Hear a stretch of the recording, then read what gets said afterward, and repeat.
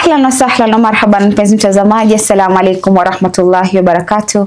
Natumai mzima buheri wa afya. Jina langu ni Haifa Muhammad na karibu katika kipindi kipendacho Upeo Asubuhi ndani ya kitengo Gumzo la Vijana. Mpenzi mtazamaji, ni furaha siku ya leo kuwa naye ndugu yetu, kaka yetu ambaye tumezidi kuwa naye ndani ya studio zetu za Mahditv. Si mwingine ni Aiza Maresi ambaye amezidi kutuelezea mengi na mengi zaidi kuhusiana na swala zima la vijana, hasa vitu ambavyo vinakuhusu wewe vijana, ukiweza kufahamu na kesho utaweza kufaidika navyo. Mpenzi mtazamaji, siku ya leo tutaenda kuangazia leadership styles. Wanakuambia nadhani ni mbinu tofauti tofauti za uongozi ambazo huwa ziko, na inshallah tukielekea kwake tuweza kufahamu mengi na mengi zaidi. Habari ya asubuhi Isaya. Nzuri sana, nashukuru. Karibu. Asante. Jinsi uko nyumbani, karibu tena na asante kwa kufika katika studio zetu za Mahditv. Na tukielekea katika swala letu la leo, tulikuwa tunataka kuangazia leadership styles. Tutaka kufahamu zaidi kuhusiana na swala hili. Naam. Okay, asante sana Haifa, na tukiongelea about leadership styles, of which there's something we need to know that leadership means different things to different people. Different people define leadership differently, and that's also what will determine the style of leadership yenye kila mtu anaweza chukua. So we have different types of leadership styles, but we have those that are very common. Those are the ones that we are going to deal with. You know, as society, in this modern society, as we develop, as we evolve, different things emerge. Also the same as different styles also emerge. And each and every style of leadership has its benefits and its disadvantages. Pros and cons. Yeah, and also it depends with the situation. In which situation are you? So you cannot say that you are in this situation and you take a different leadership style. Yeah.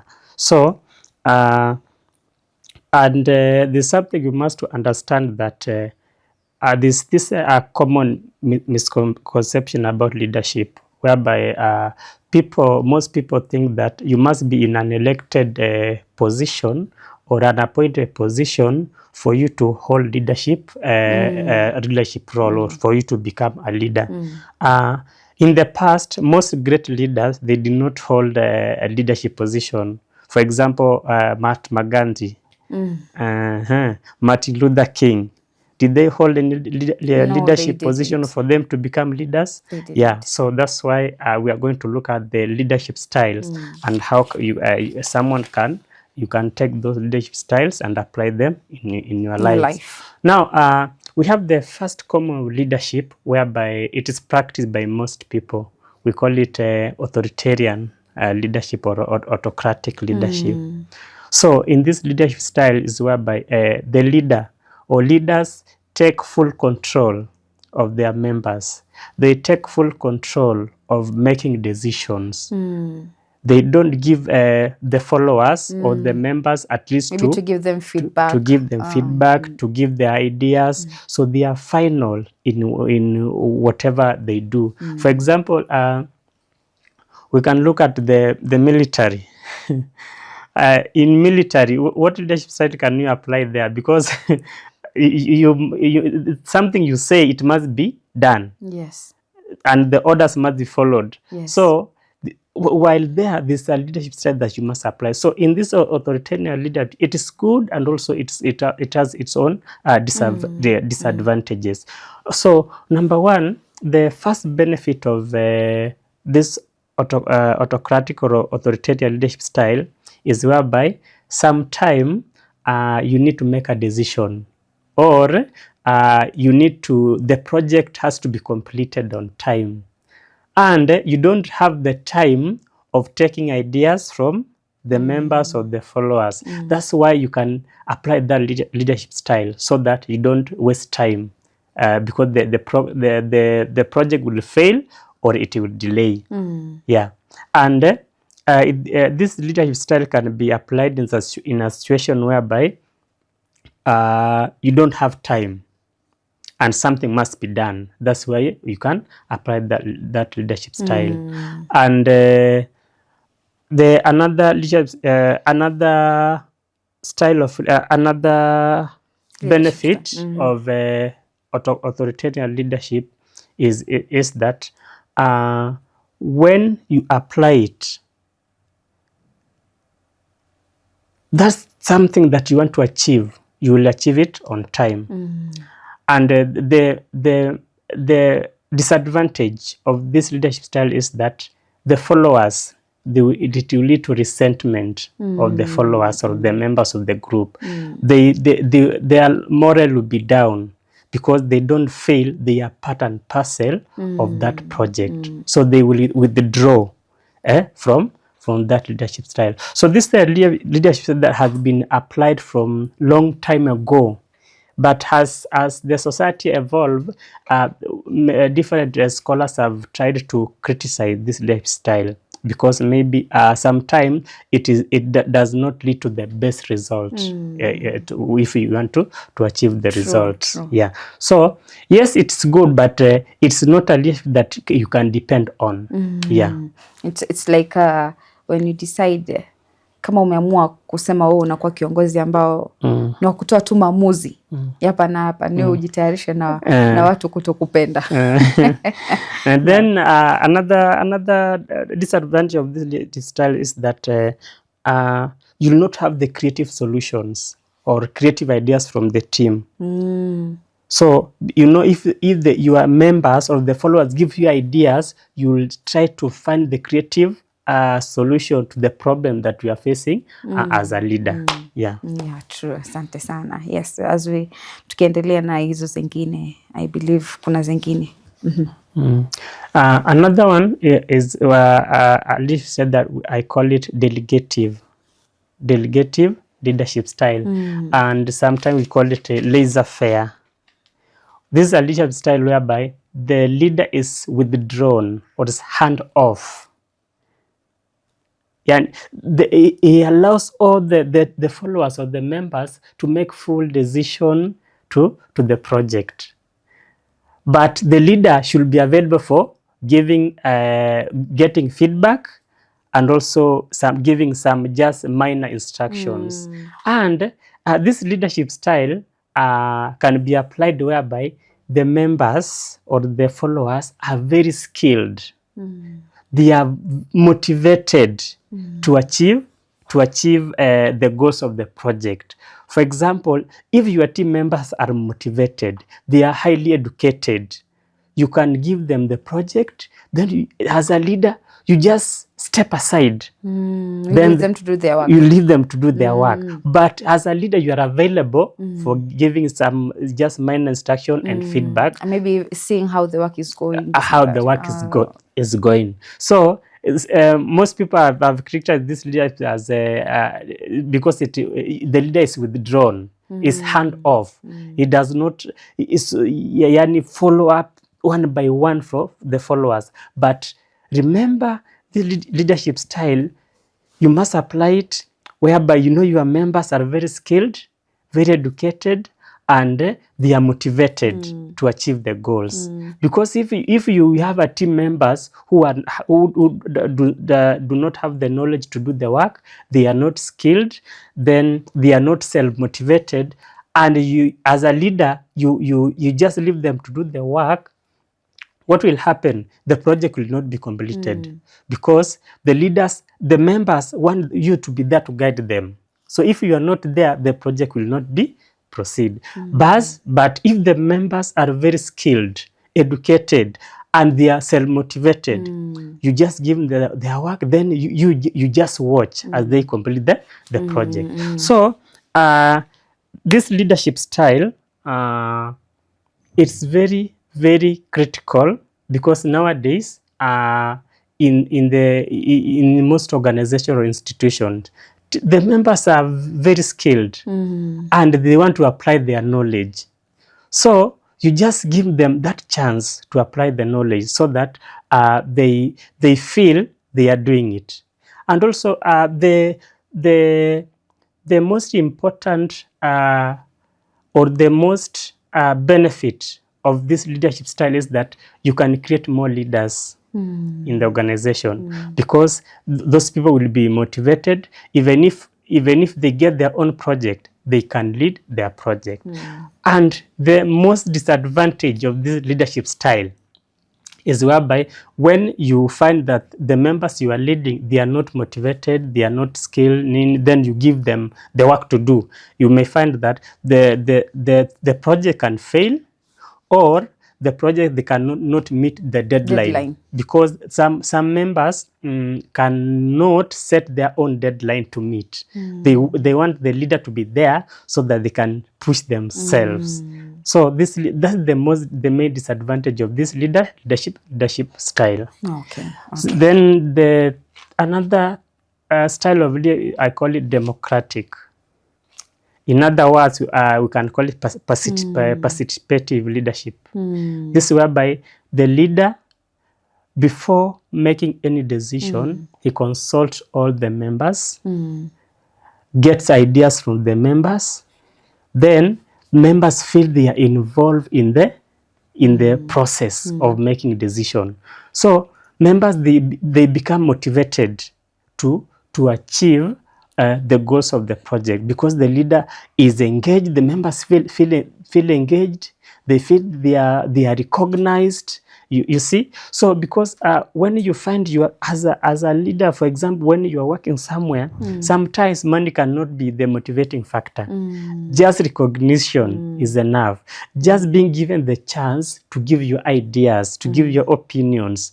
That's also what motivates the employees. Yeah, I think it happens a lot in our country, Kenya, because as we all see, during maybe when the government wants to achieve something or wants to come into conclusion, they set the public participation thing. So in each county, as you might see, maybe public participation concerning maybe this and that. Though we know our country, how it is. Okay, yes, but there's this misconception about this participative or democratic leadership style. It's whereby you can find a situation whereby the leader just want to do it for formality. Exactly. You see?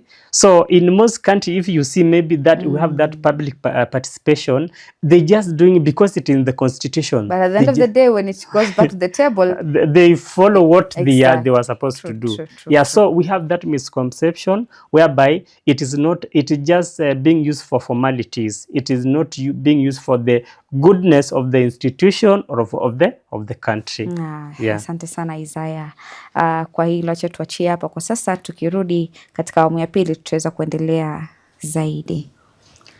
Kurudi kwako mpenzi mtazamaji, natumai katika awamu ya kwanza tukiwa na Isaya Maresi umeweza kufahamu mengi kuhusiana na leadership styles, amba ni mbinu tofauti za uongozi ambazo unaweza kuzifahamu. Hapo utaweza kujitambua wewe ni kiongozi wa aina gani, ni mbinu gani unatumia katika kufanya uongozi wako. Inshallah mpenzi mtazamaji, acha tuchukue mapumziko, tutakaporudi tuendelee zaidi.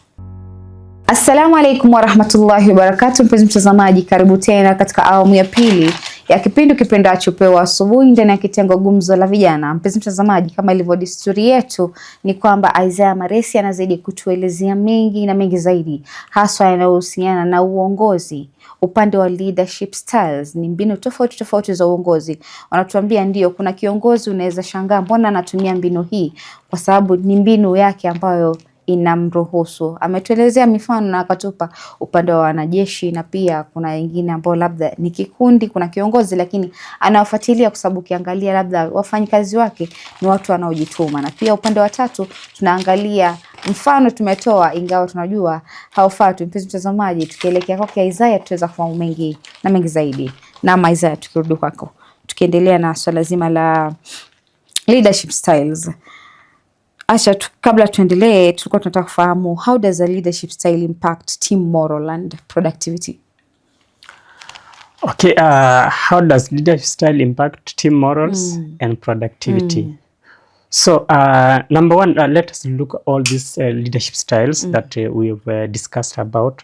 So, number one, we have a team, and when you are leading that team, each and every person in that team have different personality, have different background, and was raised differently. So, how you impress your team members is very much important. As I said earlier, is that when team members feel appreciated, feel that they are being recognized, they will own that project. So for example, let's look at democratic and also this the second one. The second one that we call delegative. For example, we have some work that you need to done, but you have looked at your team. At least you see this team, this member can do this job very well, and this team member can do this job very well. So what you can do, you delegate to the person who can do that job very well. When that person feels that is recognized that he has the capacity to do that job, he will own that project, and he will really be inspired to achieve the objective of that project. So long as they just feel part of it. So the leadership style, how will it impact the productivity? When you apply your leadership styles as a leader and you appreciate your members, you recognize them, you delegate duties to them, you sometimes just maybe have team building activities for bonding. Yes. So we have that intrinsic motivation that will motivate them to continue working, because they will now own that project, because they feel they are part and parcel of it. But when as a leader you just make the decisions and impose on the team members, what will happen? It will lead to resentment and low morale. Exactly. In that process, the team members will not own the objective, they will not own the project. They'll just be doing it, they'll just be doing it because of doing. For sake, because you've said that they should do it. But if they own it, you don't need to tell them, we need to do this. They will push themselves because they are self-motivated. Yeah. True. Okay. What role does emotional intelligence play in different leadership styles? Emotional intelligence. Emotional intelligence, very critical. Not even just as a leader, even as a team member. So emotional intelligence is how do you manage how do you control yourself? How do you manage yourself? For example, let me use this example. For example, maybe you are in a meeting and a team member maybe says something that you are not happy about. Do you criticize him immediately? Or No. what do you do? No, you just, as a leader, you just wait the meeting to end. Then we just call the team member and tell him that I really like your contribution and what you are doing for the team. But during today's meeting, I didn't like how you put your ideas. So you appreciate publicly and criticize privately or encourage privately. Sure. So because if you criticize immediately in front of other team members, that member will feel demoralized. So even the productivity will go down. Exactly. Yeah. But when you give your team members, for example, you empower them, you coach them, you tell them what to do, you guide them. For example, if a team member maybe is not doing very well, she just feels that, no, I'm not doing something that's good. I'm failing my leader. You see? And he'll just push himself to do it. But if you are that kind of leader that you just force everything, you abuse your team members, you just talk anyhow to your team members. It's like you're inflicting fear in them. You are inflicting fear into them. So such kind of a leader, you will find it very hard to manage that team because they will feel they are not part of it. So they are just coming to the meeting because you've called the meeting. But if those members, you have that charisma that attract the members, that keep the members inspired. Even if you call a meeting, the team member will come early for the meeting. They will be ready to contribute to the meeting. They will be ready to do whatever you say. Even if you tell them, I want us as a team to do this, they will be ready to give you ideas how to do it. Because you've included them. You've included them, and you've also empowered them. For example, you can have, for example, maybe you are supervising a team. You are in the headquarter, but your team members are in the up country. Do you think you'll be monitoring them one by one? No. No.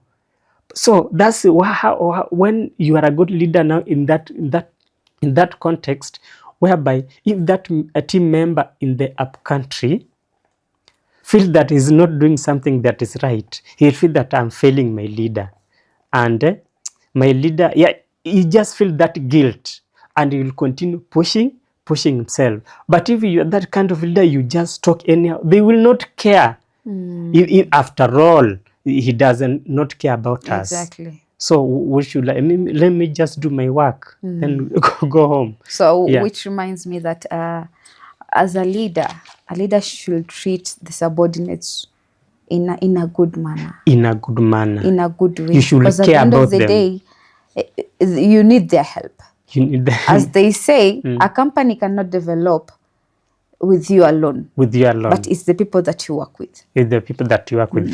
And in addition to that, remember, it is not you, the leader, doing the job. It is them doing the job. Exactly. So what you should do, you should care about your team members. You should encourage them so that in that process, when they feel they are being cared for, they also care for your job. So they will push themselves to do the job. Because I hear there's something that people usually, the customers are our first priority. No, you are very wrong. Customers are not your first priority. Your staff are your first priority. How you treat them, that's how they will treat your customers.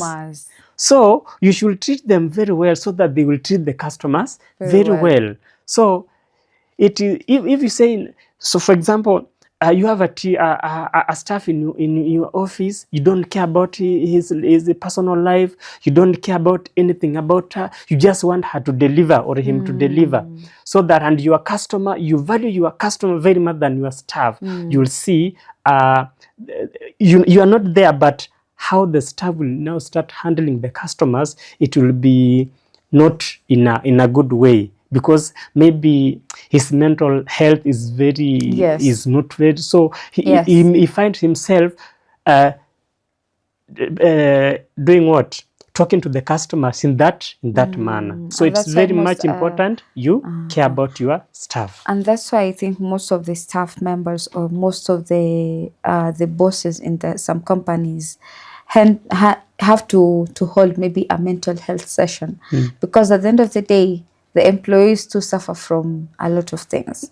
And if they come in handy and decide, let's make sessions for our employees so that at least they can benefit, or we have to check whatever they do, or we have to check how they are. I think it's a benefit to them.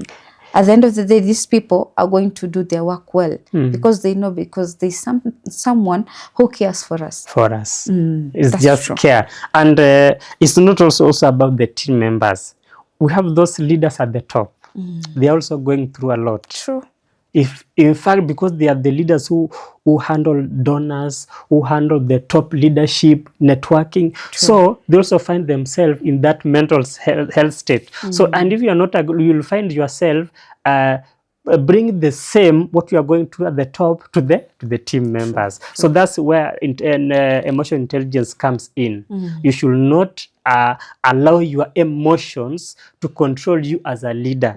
Try to control your emotion, because whatever you see after saying something, you cannot take it back. True. So you should be very careful, because what you think, that's how you'll act, and that's how you'll say it. Exactly. And at the end of the day, I think most of the people end up inflicting wounds in someone's heart because of the words that you uttered, of the words that you said, because at the end of the day, you don't know. It's like anger, it's a very bad thing, and I think most of workplaces, anger is usually there, and that's why most of the bosses are being told or to usually manage their anger, because at the end of the day you need this person for your work to be done well. You need this person.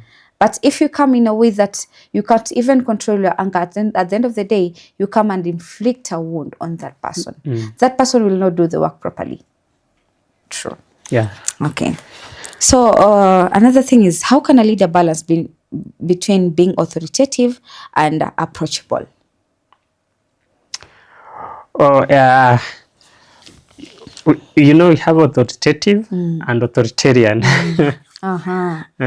So authoritarian is whereby, for example, maybe let me use for the parenting styles. Authoritarian parent is that parent whereby his child is there to be seen and not to be heard. And authoritative, that parenting style whereby the child is there to be seen, to be heard, you see. So how can you balance between authoritative and approachable, and being approachable as a leader? Yes.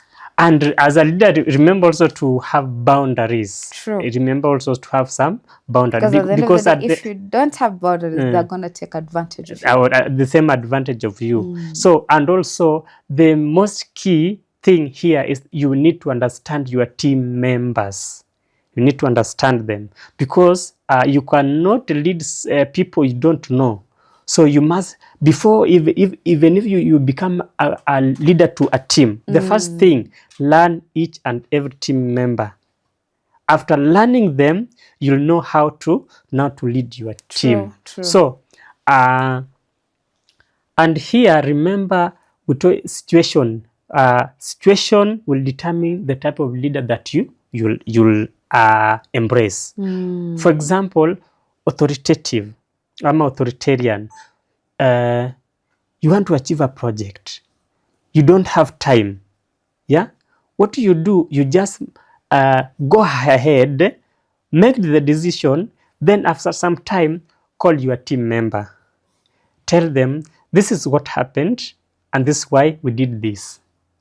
They will understand. But if it is something that you do frequently, they'll know that it is his nature. So, and how approachable. You should be approachable as a leader also. Why? Because because if you are not approachable, something bad may be planning to happen to the organization or to the company or to any institution, and a team member has that information. Because he knows that if I go and share this, I'll find myself into trouble. So he will withhold it. But if he knows that if I share it to my leader, he will take it and he will try to understand me why I said it. So they will be very free to share with you ideas. So in that process, where even if there's a new way you want to achieve the goals of a project, the team members will be ready to give you ideas. So you should be balanced between being authoritarian. You should set boundaries.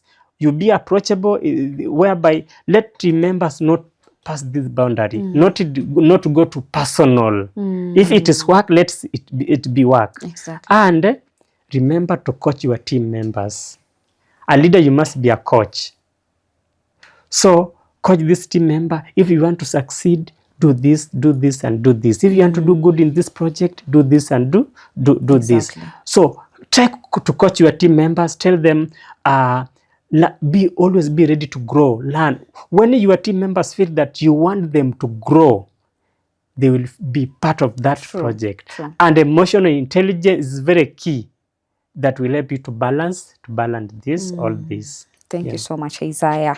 As we wind up to the last question, what role does feedback play in identifying and refining and making their leadership styles to be more better? Because at the end of the day, we all need the feedback of the employees. So what role does the feedback play?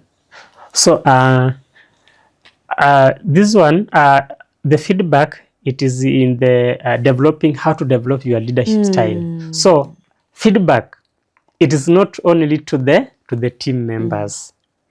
You as a leader, you must also gather feedback from your team members, from your colleagues, and from people in and outside the organization. For example, you know, as you grow, this a kind of leadership style you want to embrace. Yes. So watch other leaders. How do they lead? Then to them, learn from them the leadership style that you want to embrace and take it. Because I usually say that as a leader, you must always be ready to learn. You must always be ready to learn. So learn from the people, learn from the team members, and also when you get that feedback, for example, at some time you applied a leadership style to the team member. Watch what was the impact. True. Then another time you applied this leadership style.